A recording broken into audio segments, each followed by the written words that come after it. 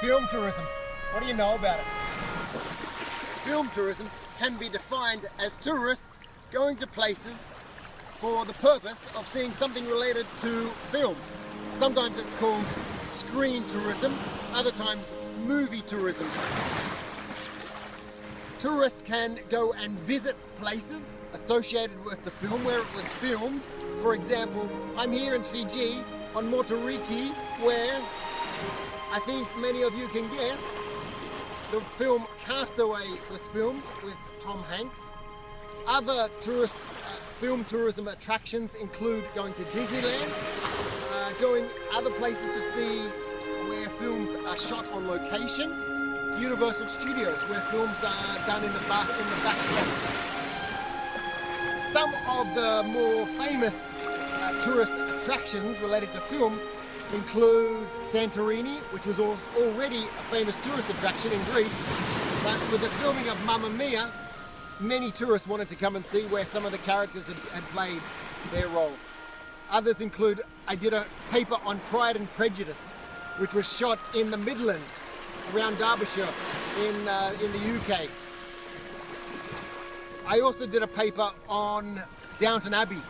Its film location, the house where the family lived, was Highclere Castle, where tourists could come and look around this mansion. Now, tourists are motivated to go there because they have often an identity with the characters. They like the storyline so much they want to relive some of the actual scenes and see where they're shot.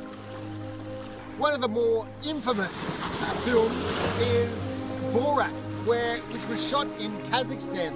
Now, Sacha Baron Cohen decided to shoot in Kazakhstan only because it wasn't very well known, and the American audience, who was often the target, didn't really know Kazakhstan.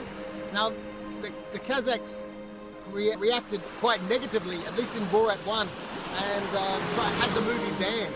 But this created a lot more interest, and many tourists went to see the real Kazakhstan, knowing that the Borat's Kazakhstan was a very much a negative image.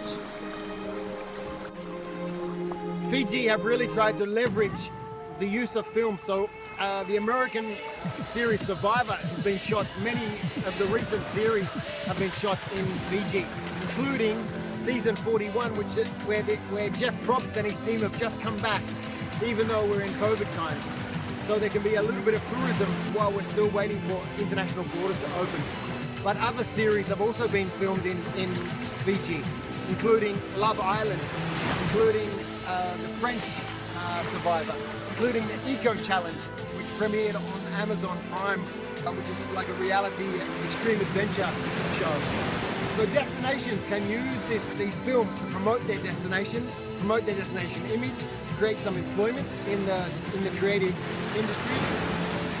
But often they provide very high subsidies or tax incentives to get the films to come and produce on location.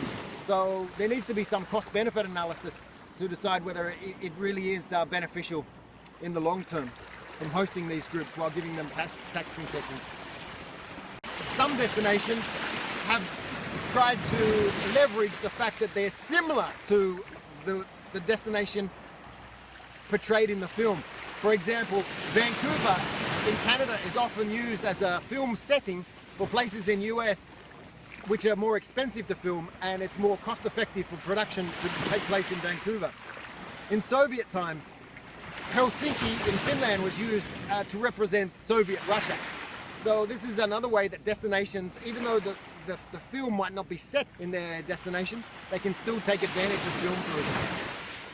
Leave a comment below in places you've been that are associated with film tourism. Have you visited any locations where a film's shot? Have you been to Disneyland, Universal Studios, or the studios in London where Hogwarts was shot?